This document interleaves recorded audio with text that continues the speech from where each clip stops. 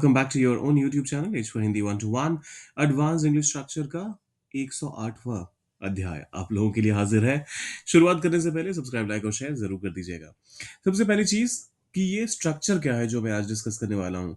जहां तक मेरे पिता का सवाल है, जहां तक पैसे का सवाल है, इसको आप कैसे ट्रांसलेट करेंगे। इसके लिए आप कहेंगे एज फार एज और उसके बाद नाउन या फिर प्रोनाउन का इस्तेमाल करेंगे और फिर इज कंसर्न्ड। अब यही अगर पास्ट की बात होगी तो ऑब्वियसली आप यहाँ पर इज के बदले was या फिर वर का इस्तेमाल कर लेंगे। अगर फ्यूचर की बात होगी तो फिर विल बी का इस्तेमाल कर लेंगे। और प्रेजेंट में भी अगर मान लीजिए प्लूरल सब्जेक्ट है तो उस केस में आप यहाँ पर इसके बदले आर का इस्तेमाल कर लेंगे।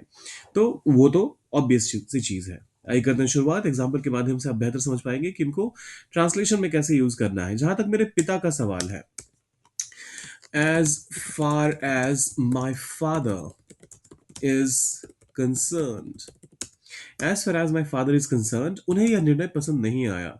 He didn't like यह निर्णय, this और निर्णय के लिए decision. As far as my father is concerned, he didn't like this decision. फिर आता है जहां तक पैसे का सवाल है, हमें इसकी कोई चिंता नहीं है।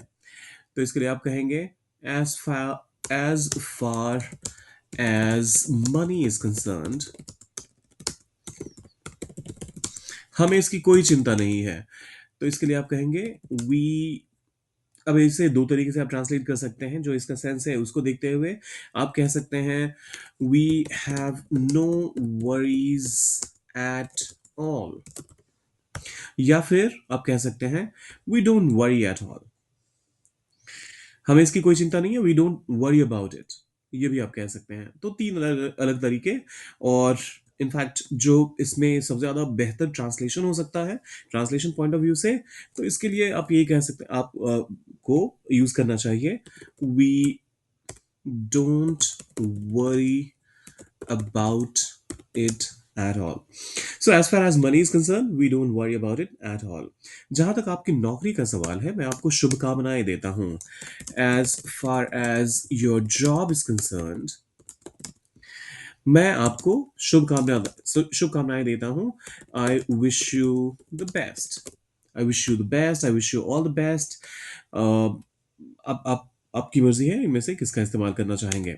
जहां तक पढ़ाई की बात है, उसे किसी प्रकार की परेशानी नहीं है। तो फिर से एज फार एज, अब पढ़ाई के लिए आप स्टडीज का इस्तेमाल करते हैं।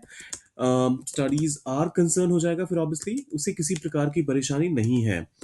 ही has no trouble of any kind. He has no trouble of any kind. He doesn't have any trouble of any kind. दोनों ही तरीके से आप इसे ट्रांसलेट कर सकते हैं।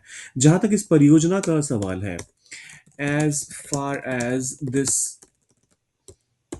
यह इस परियोजना, this project, as far as this project is concerned, इसे समय पर पूरा किया जाएगा। This will be completed. Past sorry future में हम अब यहाँ पर बात कर रहे हैं, और फ्यूचर में भी सिंपल फ्यूचर का इस्तेमाल करते हुए उसका पैसिव फॉर्म इस्तेमाल करेंगे। So this will be completed, परियोजना अपने आप को खुद तो कंप्लीट नहीं कर लेगा, तो हम कहेंगे दिस विल बी कंप्लीटेड, समय पर, on time. As far as this project is concerned, this will be completed on time. जहां तक मेरे दोस्त की सेहत का सवाल है, as far as my friends health is concerned, दोस्त की सेहत, friends health is concerned, वह बेहतर महसूस कर रहा है। He is feeling better now. As far as my friend's health is concerned, he is feeling better now. जहां तक मौसम का सवाल है, आज बारिश होने की संभावना है। As far as the weather is concerned, आज बारिश होने की संभावना है। तो इसके लिए आप कहेंगे it might rain today, या फिर there is a possibility of rain today, it is likely to rain today। बहुत तरीके हो सकते हैं। कहने का मतलब एक ही निकल कर आएगा कि आज बारिश होने की संभावना है, there are chances of rain today. जहां तक तुम्हारी राय का सवाल है, हम इसे गंभीरता से लेंगे। एज फार एज तुम्हारी राय, your suggestion, as far as your suggestion is concerned, जहां तक तुम्हारी राय का सवाल है, हम इसे गंभीरता से लेंगे। We will take it seriously. As far as your suggestion is concerned, we'll take it seriously. जहां तक मेरे अनुभव का सवाल है, यह एक बेहतरीन अवसर है. As far as my experience, देखिए, अनुभव के लिए आप एक्सपीरियंस का इस्तेमाल करेंगे. मेरे अनुभव की बात हो रही है. So as far as my experience is concerned, यह एक बेहतरीन अवसर है. This is a अब बेहतरीन के लिए आप कह सकते हैं गोल्डन अपॉर्चुनिटी, या फिर आप चाहें तो this is a great opportunity का भी इस्तेमाल कर सकते हैं. गोल्डन का मतलब सुनहरा अवसर तो है ही है, मतलब सुनहरा अवसर भी क्वाइट लिटरली गोल्ड का बना हुआ अवसर तो होता नहीं है. तो कहने का मतलब वही है कि काफी अच्छा मौका है, काफी अच्छा अवसर है. As far as my experience is concern, this is a golden opportunity और this is a great opportunity.